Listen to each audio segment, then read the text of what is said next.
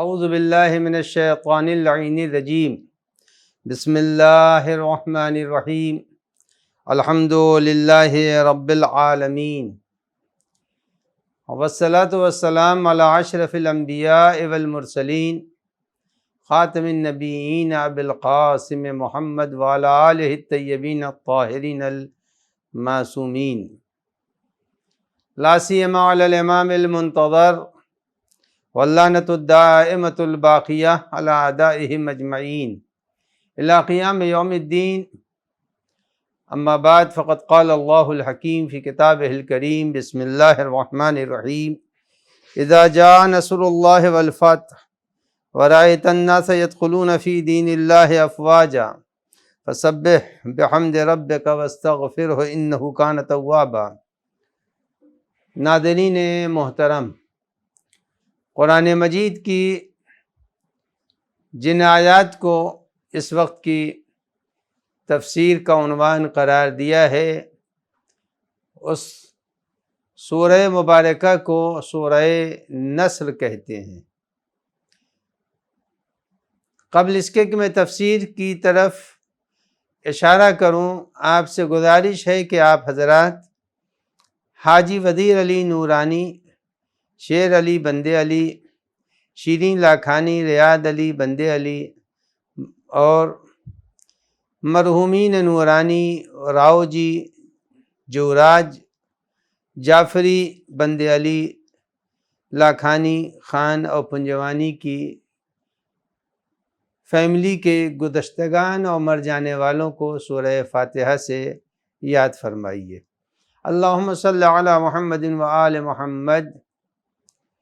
بسم اللہ الرحمن الرحیم الحمدللہ رب العالمین الرحمن الرحیم مالک یوم الدین ایاک نعبد و ایاک نستعین اہدنا الصراط المستقیم صراط الذین انعمت علیہم غیر المغضوب علیہم ولا الضالین. تو میں ناظرین محترم کی خدمت میں سورہ مبارکہ النصر کی تھوڑی فضیلت بیان کر دوں اور اس کا بیک گراؤنڈ اور پس منظر عرض کر دوں. اس سورہ مبارکہ کو سورہ نصر کہتے ہیں. اس کی وجہ کیا ہے؟ چونکہ یہ سورہ پیغمبر کو اس وقت دیا گیا جب وہ ہجرت کر کے مدینہ تشریف لائے، اور جب پیغمبر مدینہ تشریف لائے تو پیغمبر کے زندگی کے سخت دور گزر جانے کے بعد ایک اللہ نے ان کو بشارت دی، اور یہ بشارت سورہ نصر میں ہے. اذا جاء نصر اللہ والفتح، اسی سورہ مبارکہ نے پیغمبر کو بشارت دی کہ اے میرے نبی، فتح و کامرانی اور کامیابی آپ کے ساتھ ہے. اس سورہ مبارکہ کا بیک گراؤنڈ یہ ہے کہ یہ سورہ تفسیر کے اعتبار سے آخری سورہ ہے. اس کے پہلے سورہ اقرا تھا اور آخری سورہ سورہ نصر ہے. اس سورہ مبارکہ کے ثواب کو جو روایتوں نے بیان کیا ہے وہ یہ ہے کہ اگر کسی نے اس سورہ مبارکہ کو، بہت چھوٹا 3 آیتوں کا سورہ ہے، اگر اس سورہ مبارکہ کی کسی نے بھی تلاوت کی اور نماز واجب یا نماز مستحب میں اس سورہ مبارکہ کو پڑھا، تو اس کا ثواب یہ ہے کہ گویا کہ جو روایتوں میں ہے کہ جس کسی نے اس کی تلاوت کی، اس کی تلاوت کا فائدہ یہ ہوگا کہ پیغمبر نے فتح مکہ کے موقع پر جن لوگوں کو ساتھ لیا تھا، اس سورہ مبارکہ کی تلاوت کرنے والا گویا کہ پیغمبر کے لشکر میں شامل ہے. تو اگر آپ سورہ اذا جاء نصر اللہ کی تلاوت کر رہے ہیں تو ذہن میں یہ رہے کہ اس سورہ کے پڑھنے والے کو اللہ پیغمبر کے لشکر کا سپاہی قرار دیتا ہے. نمبر 1.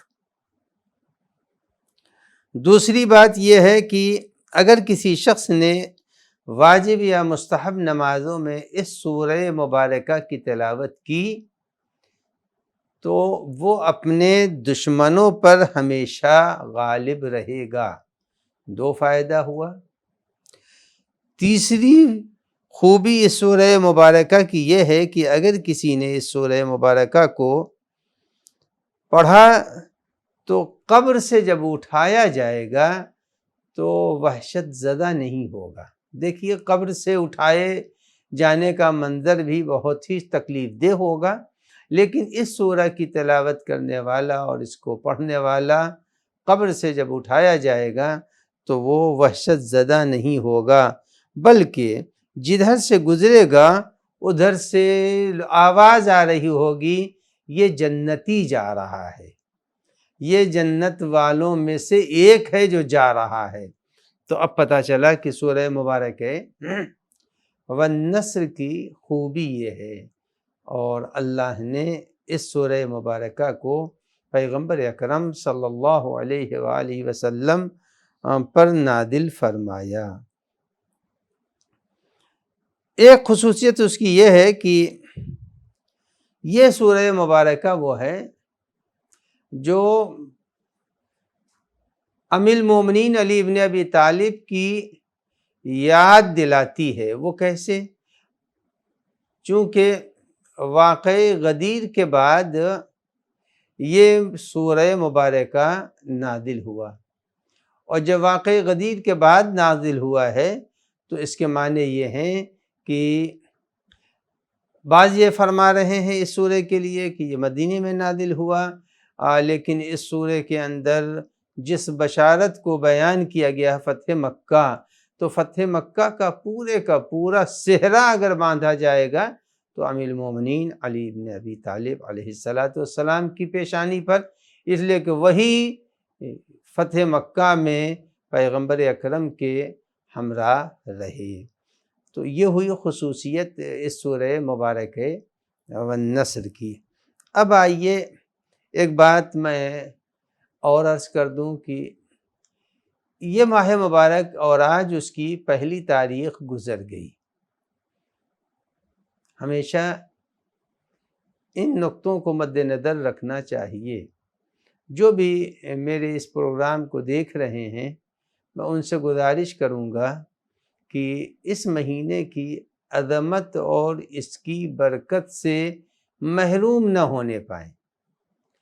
اگر آپ عادی ہیں قرآن کی تلاوت کے، اور انشاءاللہ میرے ناظرین قرآن کی تلاوت کے عادی ہوں گے، تو اگر آپ نے 11 مہینے میں ایک قرآن ختم کیا تو ایک ہی قرآن کی تلاوت کا ثواب ملے گا، بس اور بس۔ ایک آیت اگر پڑھی ہے تو ایک آیت کا ثواب ملے گا۔ اب لیکن اس میں اللہ رحمان اور رحیم ہے تو اس کا فیض یہیں کے اوپر ظاہر ہو رہا ہے کہ اگر ماہ مبارک رمضان میں کسی نے قرآن کی ایک آیت پڑھی ہے، بس ایک آیت پڑھی، مگر اللہ اس کو ایک قرآن کا ثواب دے گا۔ ایک آیت ایک قرآن کا ثواب رکھتی ہے۔ تو میں اپنے ناظرین کو ہلکا پھلکا عمل بتا رہا ہوں، بہت زیادہ طولانی عمل نہیں بتا رہا ہوں، اور جو لوگ کہ قرآن مجید کی تلاوت کر رہے ہیں انہیں کرنا ہی چاہیے، لیکن خود اگر نہیں کر سکتے چلتے پھرتے تو کم سے کم قل هو اللہ تو پڑھنا جانتے ہیں، انا انزلنا تو پڑھنا جانتے ہیں، یہی سورہ مبارک نصر تو پڑھنا جانتے ہیں جس میں 3 آیتیں ہیں۔ تو گویا کہ اگر 3 آیتوں کو کسی نے پڑھا تو ایک آیت میں اللہ ایک قرآن کا ثواب دے رہا ہے، تو سورہ نصر میں 3 آیتیں ہیں بس، تو گویا پروردگار عالم 3 آیتوں میں 3 قرآن کی تلاوت کا ثواب دے رہا ہے۔ اب آپ اندازہ لگائیں کہ ارحم الراحمین اللہ ہے یا نہیں ہے، اس کا کتنا بڑا کرم ہے کہ اس نے اس مہینے میں ہم کو دعوت تلاوت قرآن دی ہے۔ تو جو لوگ بھی میرے اس وقت کے ناظرین ہیں میں ان سے گزارش کروں گا کہ اس مہینے کے فیض کو ابھی ابتدا ہے، آج پہلا دن گزرا ہے، ابھی کچھ کھویا نہیں ہے، سارا مہینہ پانے کے لیے باقی ہے، لیکن سارا مہینہ پتہ نہیں ہم کس حال میں رہیں، صحت مند رہیں، بیمار رہیں، مسافر ہو جائیں، کیا ہے اس کی ہم کو خبر نہیں ہے، لہذا بہتر یہ ہے کہ ان دنوں کے برکات سے اپنے کو محروم نہ کریں۔ تو ایک تو قرآن مجید اللہ نے نازل کر کے ہم کو اپنا مخاطب قرار دیا، وہ کیا ہے وہ اس کی طرف اشارہ کر دوں۔ دیکھیے، روایتیں دو طریقے سے آئی ہیں، میں دونوں روایتوں کے حصوں کو آپ کی خدمت میں پیش کر دیتا ہوں۔ اس وقت میں آپ سے مخاطب ہوں، آپ ہم سے مخاطب نہیں ہیں۔ میں اس وقت آپ کے درمیان بول رہا ہوں، آپ ہم سے نہیں باتیں کر رہے ہیں، لیکن ایک وقت یہ ہوتا ہے کہ دو آدمی آپس میں بات کرتے ہیں، اسی کو بیان کیا ہے معصوم علیہ السلام نے۔ ایک وقت وہ ہوتا ہے کہ جب بندہ اپنے رب سے بات کرتا ہے، ایک وقت وہ ہوتا ہے جب رب بندے سے بات کرتا ہے۔ خدا اگر بندے سے بات کر رہا ہے تو وہ پوزیشن اور وہ کیفیت الگ ہوتی ہے، اور بندہ اپنے خدا سے بات کر رہا ہے وہ پوزیشن الگ ہوتی ہے۔ آپ اپنے گھروں میں روزانہ دیکھتے رہتے ہیں کہ بچہ بڑوں سے بات کر رہا، بچی ہے چھوٹی سی، بچہ ہے چھوٹا سا، اور وہ اپنے ٹوٹے پھوٹے الفاظ میں اپنے والدین سے باتیں کر رہا ہے، والدین بھی خوش ہو رہے ہیں۔ اور کبھی جو ہے بچے سے والدین بات کرتے ہیں تو بچہ بھی خوش ہوتا ہے۔ بس ہماری پوری کی پوری کیفیت یہی ہے۔ ایک وقت وہ ہوتا ہے کہ جب ہم خدا سے باتیں کرتے ہیں، ایک وقت وہ ہوتا ہے جب خدا ہم سے باتیں کرتا ہے۔ اب امام محمد باقر علیہ السلام کی روایت میں آپ کی خدمت میں عرض کر دوں تاکہ پتہ چلے کہ اس مہینے کی عظمت کیا ہے۔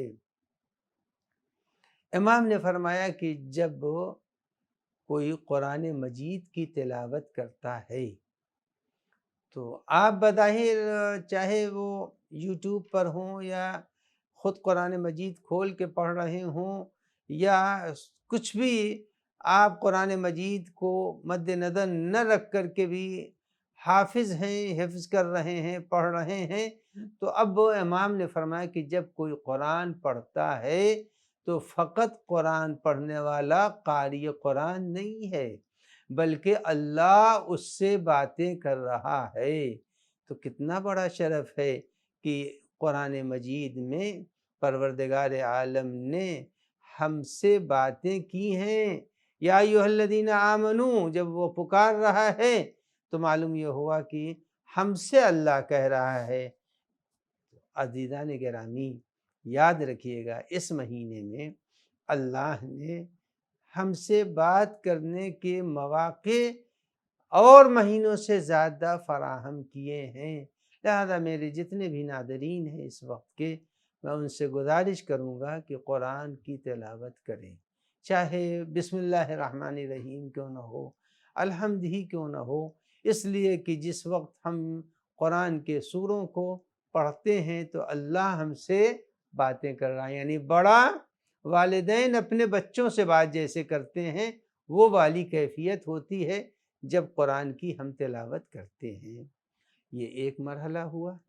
دوسرا مرحلہ یہ ہے کہ جس وقت انسان خود تو مخلوق ہے، اپنے خالق سے وہ بات کرنا چاہتا ہے، تو جب اپنے خالق سے بات کرتا ہے تو اس کو کیا کہتے ہیں؟ امام محمد باقر علیہ السلام نے فرمایا کہ جس وقت بندہ دعائیں پڑھتا ہے، یہ دعائے ابو حمزہ صومالی ہے، یا دعائے سحر ہے، یا دعائے افتتاح ہے، یہ ساری کے ساری دعائیں جو ماہ مبارک رمضان میں معمولاً پڑھی جاتی ہیں، یا اس کے علاوہ جو دعائیں ہیں اللہم ارزقنی حج بیتک الحرام، یا اللہم ادخل علی اہل القبور السرور، یا اس طرح کی جتنی بھی دعائیں ہیں، ان ساری دعاؤں کو جس وقت انسان اپنی زبان سے ادا کرتا ہے تو اس کے معنی یہ ہوتے ہیں کہ وہ اپنے رب سے باتیں کر رہا ہے۔ جیسے بچے اپنے والدین سے باتیں کرتے ہیں، وہ والی کیفیت اور پوزیشن ہوتی ہے۔ 2 مرحلے ہوئے، آئیے تیسرا مرحلہ آپ کی خدمت میں عرض کر دوں۔ وہ تیسرا مرحلہ کیا ہے؟ تیسرا مرحلہ یہ ہے کہ رب العزت نے قرآن میں ایک تاثیر رکھی ہے، اور تاثیر قرآن کیا ہے؟ میں اس کی طرف بھی اشارہ کر دوں کہ قرآن میں ایک تاثیر ہے۔ تاثیر کے معنی یہ ہوتے ہیں کہ آپ نے دیکھا کہ جس وقت فنائل چھڑک دی گئی یا اسپرے کر دیا گیا تو اس سے اس اسپرے کا فائدہ یہ ہوا کہ مکھیاں بھاگ گئیں۔ آپ نے دیکھا کہ کچھ ایسی چیزیں ہیں جس کو جلا دیا گیا تو اب اس جگہ پر مچھر نہیں آئیں گے۔ تو جس طرح سے آپ کی ایجاد کردہ چیزوں سے کیفیت پیدا ہوتی ہے، اسی طرح قرآن مجید کی بھی ایک تاثیر ہے، قرآن مجید کے بھی ایک اثر ہے۔ اس کی تلاوت ہم محسوس کریں یا نہ محسوس کریں، لیکن دواؤں کے اثرات بعض پر بہت جلدی ظاہر ہو جاتے ہیں، بعض پر بہت دیر سے ظاہر ہوتے ہیں۔ قرآن مجید کی آیتیں بھی ہیں، لیکن ان آیتوں کے اثرات کو ظاہر ہونے میں زبان کی طہارت کا حصہ بھی ہے، جو جس حالت میں ہے، مگر اسے تلاوت کرنا چاہیے۔ آئیے تاثیر قرآن بتا دوں۔ 487 ہجری 468 ہجری یعنی آج سے تقریباً 950 سال پہلے کی بات ہے، اور 950 سال پہلے کی ہے۔ آج بھی یہ تاثیر قرآن مجید میں ہے۔ وہ تاثیر ہے کیا؟ میں اس کی طرف اشارہ کر دوں۔ ایک توس یعنی ایران کے ایک بزرگ عارف تھے جن کو شیخ نساج کہتے ہیں۔ 468 ہجری میں ان کا انتقال ہوا۔ شیخ نساج بہت ہی زیادہ خدا رسیدہ تھے، پہنچی ہوئی فرد تھے۔ ان کی زبان میں تاثیر بھی تھی، اور ان کے ارد گرد بیٹھنے والے ان کے مرید بھی بہت سے تھے۔ ایک دن کی بات ہے کہ چند مرید ان کے یہاں دیر سے پہنچے۔ جب چند مرید ان کے یہاں دیر سے پہنچے تو انہوں نے پوچھا کہ تم لوگ کہاں گئے تھے؟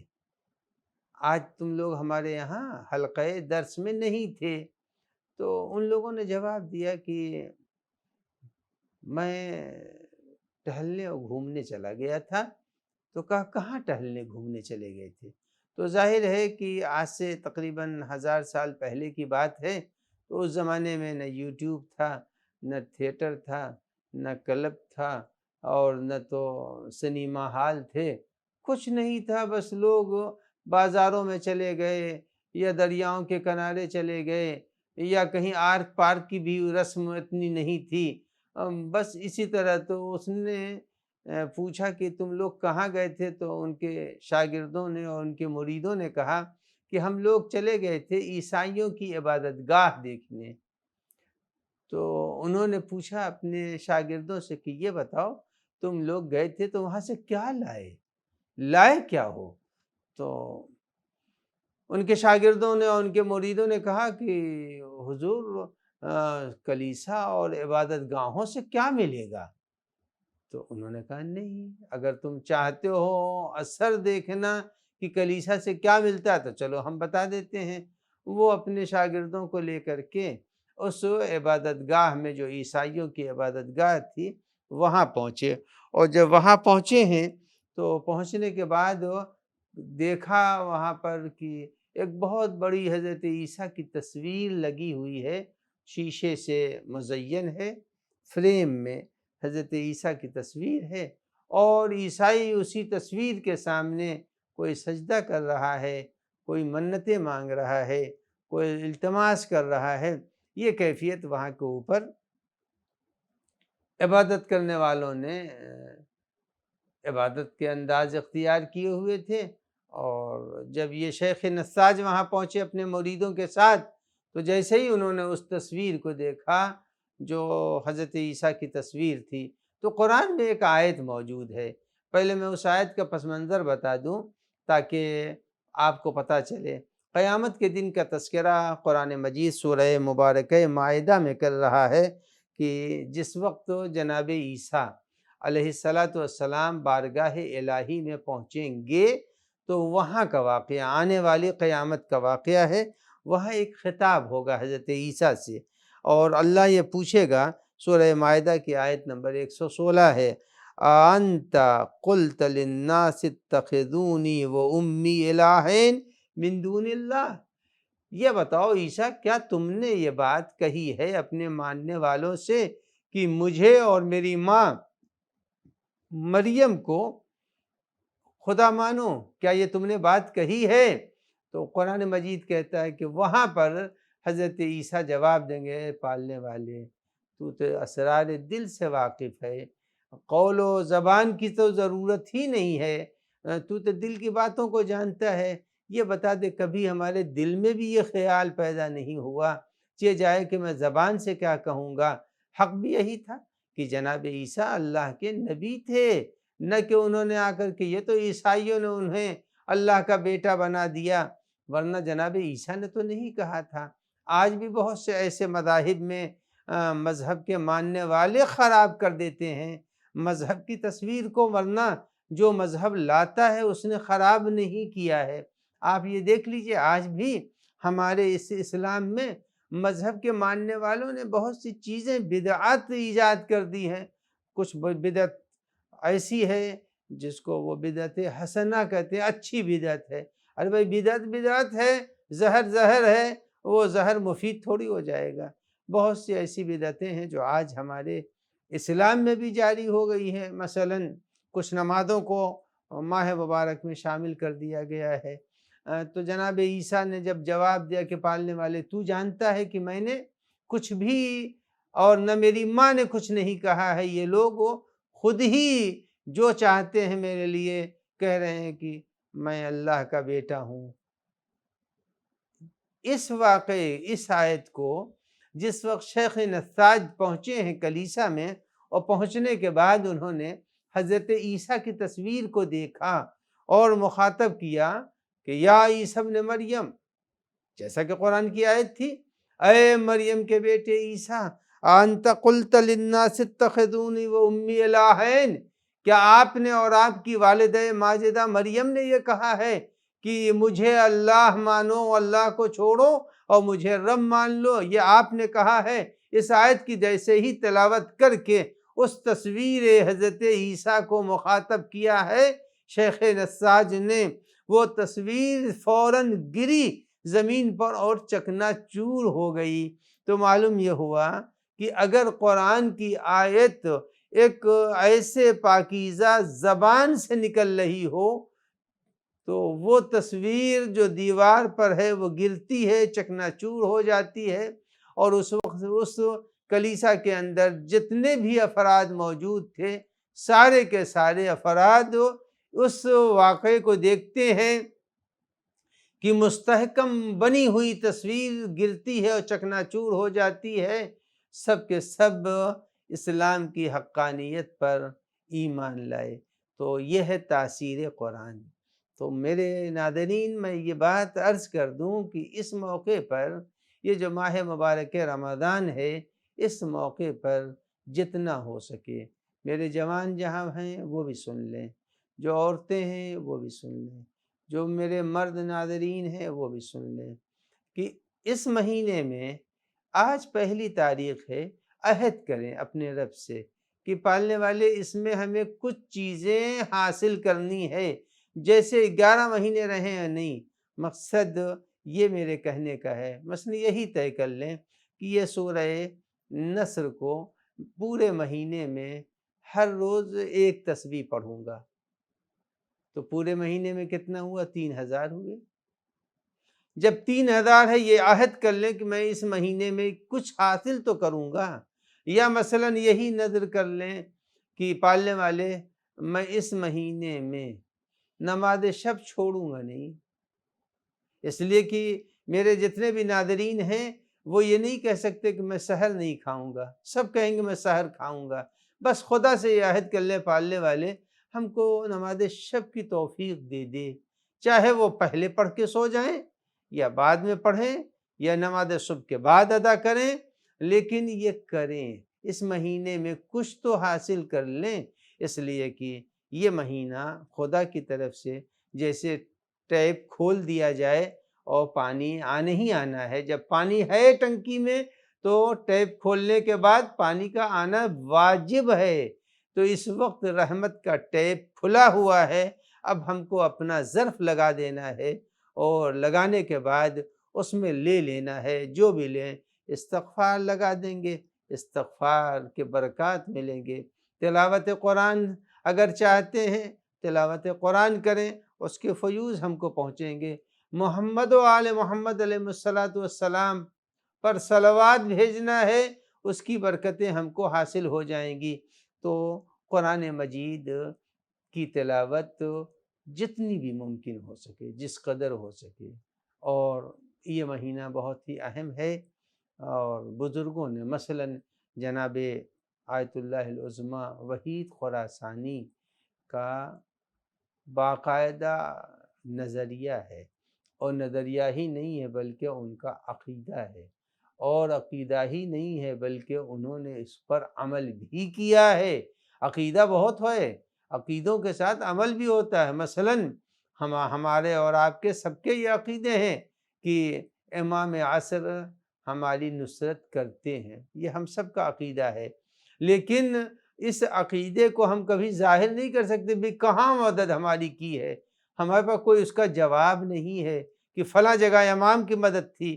ایک عمومی زندگی ہم گزار رہے ہیں، لیکن آیت اللہ العظمیٰ وحید خراسانی فرماتے ہیں کہ اگر کوئی شخص امام عصر کی خدمت میں روزانہ ایک پارہ پڑھ کے ہدیہ کر دے تو اس کے برکات 30 دن تو یہی مل جائیں گے۔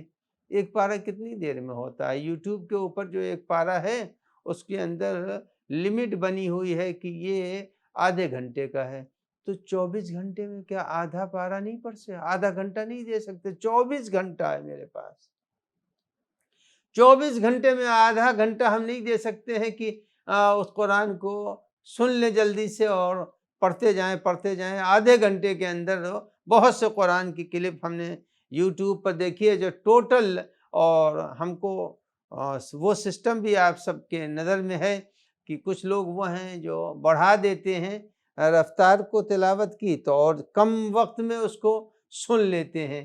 تو یہ کام چھوڑنا نہیں چاہیے کہ پالنے والے ہم کو امام عصر کی خدمت میں عید کے لیے بڑی تیاری ہو رہی ہے، ابھی سے ذہنوں میں منصوبے بنائے جا رہے ہیں، بلکہ کسی نے کسی سے پوچھا بھی یہ بتائیے عید میں آپ کا کیا پروگرام ہے؟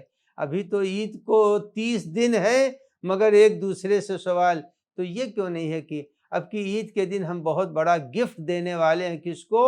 امام عصر علیہ السلام کو، جو 11 مہینے میں ہم نے حضرت کو گفٹ نہیں دیا، ہمیشہ بھیک مانگی ہے حضرت سے، اور ہم لائق ہیں کہ حضرت سے بھیک مانگیں۔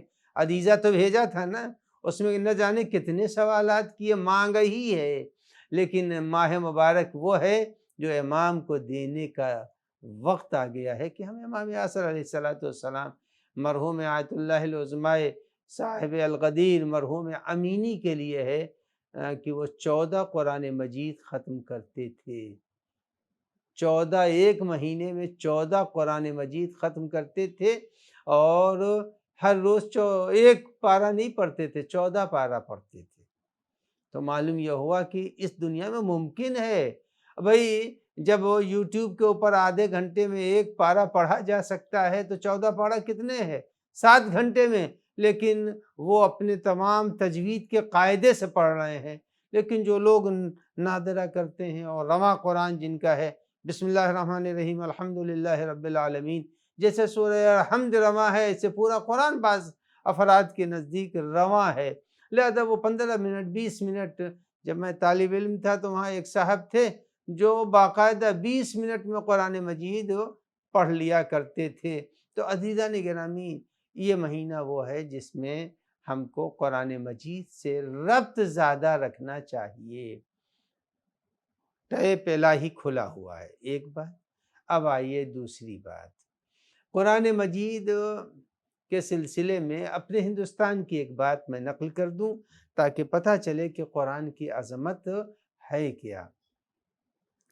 ایک بزرگ جو ایک انگریز تھا، انگریز علی گڑھ یونیورسٹی میں ٹیچر تھا، تو اس سے کسی نے یہ کہا کہ تم آیات قرآنیہ کا جواب دو، تم تو انگریز بھی ہو اور ساتھ ہی ساتھ عربی کے ڈپارٹمنٹ کے تم ہیڈ ہو، لہذا تم قرآن کی آیات کا جواب دو۔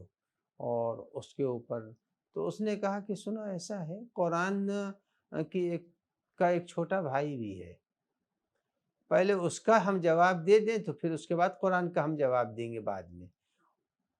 تو لوگوں نے پوچھا قرآن کا چھوٹا بھائی کون ہے؟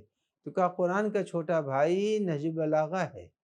جب ہم نہج البلاغہ کے مطالب کا جواب نہیں دے سکتے، اس جیسی فکر کو نہیں لا سکتے، تو اب بتاؤ قرآن کی فکر کو ہم کیسے اس کا جواب دے سکتے ہیں؟ تو عزیزان گرامی، اس وقت جتنے بھی ہمارے ناظرین ہیں، میں ان سے گزارش کروں گا کہ وہ قرآن مجید پر خاص توجہ دیں، اور جب قرآن مجید کی آیتوں کو پڑھیں تو کوشش یہ کریں کہ غور کریں۔ قرآن خود کہتا ہے افلا یتدبرون القرآن ام علی قلوب اقفالها، کیا تمہارے دلوں کے اوپر مہر لگی ہوئی ہے؟ تو اس مہر کو توڑنے کی ضرورت ہے، یہ مہینہ اس کا ہے۔ اب تیسری بات میں عرض کر دوں، اور وہ یہ ہے کہ جتنی بھی نعمتیں پروردگار عالم نے چنی ہیں اور جتنی نعمتیں ایک بندے مومن اور متقی کے لیے رکھی ہیں، ان ساری نعمتوں کو اللہ نے اس مہینے میں قرآن مجید کے اندر بیان کر دیا ہے۔ جنت کا ذکر بھی ہے، جہنم کا ذکر بھی ہے۔ جہنم خود ہم بناتے ہیں، جہنم خود پروردگار عالم نے ہمارے عمل کی بنیاد کے اوپر، ورنہ آپ یہ دیکھ لیجئے کہ کسی کالج کے اندر فیل بچوں کے لیے کوئی وہاں کے اوپر نہیں ہے سسٹم کی، یا یہ فیل والا ڈپارٹمنٹ ہے اور یہ پاس والا ڈپارٹمنٹ نہیں، فیل ہے ہی نہیں۔ فیل کسی یونیورسٹی کے اندر، کسی کالج کے اندر فیل نام کی کوئی چیز نہیں ہے۔ فیل انسان خود اپنے عمل سے اپنے کو کرتا ہے۔ معلوم یہ ہوا کہ جس طرح سے کسی کالج میں فیل نام کی کوئی چیز نہیں ہے، کہ صاحب وہ فیل والا ڈپارٹمنٹ کون ہے؟ بھائی فیل کا کون سا ڈپارٹمنٹ ہوتا ہے؟ جب آدمی اپنے کو وہاں تک نہیں پہنچاتا تو خود فیل ہو جاتا ہے۔ پروردگار عالم نے اس ماہ مبارک رمضان میں یہ رکھا ہے کہ ہر آدمی کو کامیاب کرنا ہے۔ اگر بیمار ہے، روزہ تو نہیں رکھ سکتا، ٹھیک ہے، لیکن استغفار تو کر سکتا ہے، صلوات تو پڑھ سکتا ہے، تلاوت قرآن تو کر سکتا ہے۔ چلیے بہت سی بیماریاں ہیں، کچھ بیماریوں کو بہانہ بناتے ہیں، بہانہ بناتے ہیں۔ اب دیکھیے اس وقت بہت زیادہ افطار پر زور ہے، ہونا چاہیے، اللہ کے مہمان ہیں، جب اللہ کے مہمان ہیں تو افطار وہی کرائے گا۔ اب اس سلسلے میں بھی ایک پہلا ہی دن آج ہے، لہذا میں اپنے ناظرین سے گزارش کروں کہ اللہ نے فرمایا، نبی نے فرمایا، اہل بیت نے فرمایا کہ وقت افطار ہم دعاؤں کو قبول کرتے ہیں۔ تو جس وقت سفرے افطار پر بیٹھے، یا افطار کے لیے جو سامان آیا ہے، خرما ہے، کھجور ہے، گرم پانی ہے، جس وقت افطار کر رہا ہو، 3 کام ضرور کر دے۔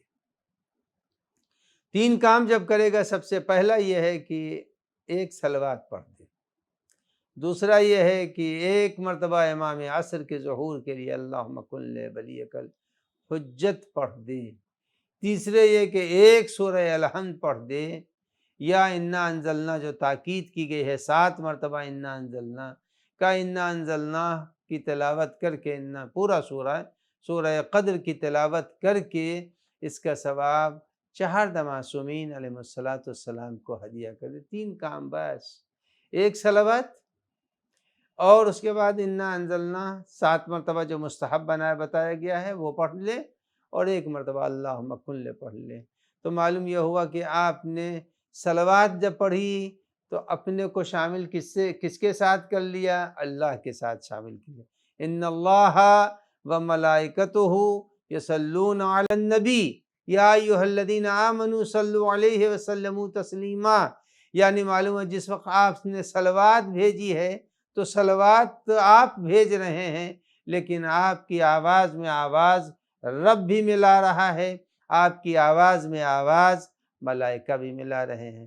تو ایک تو یہ ہوا کہ صلوات ضرور بھیجیں وقت افطار، تاکہ جب وقت افطار آپ صلوات بھیج رہے ہیں تو زمین و آسمان میں صدائے صلوات بلند ہے، ملائکہ اپنی جگہ زور زور سے صلوات، اور مشیت الہی وہ صلوات بھیج رہی۔ ایک کام یہ ہو۔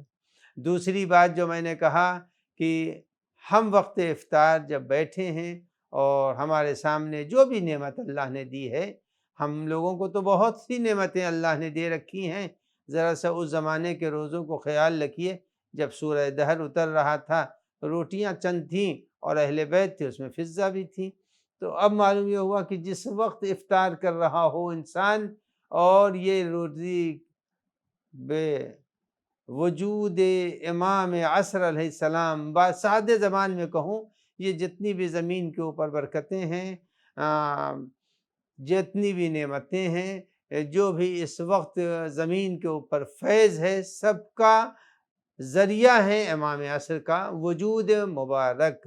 لہٰذا ہمارے سامنے جو بھی چھوٹی بڑی نعمتیں ہوں، سب کے لیے امام عصر بانی اور باعث ہیں۔ تو ہم کو 1 مرتبہ اللہم کن لولیک الحجت ابن الحسن بھی پڑھنا چاہیے۔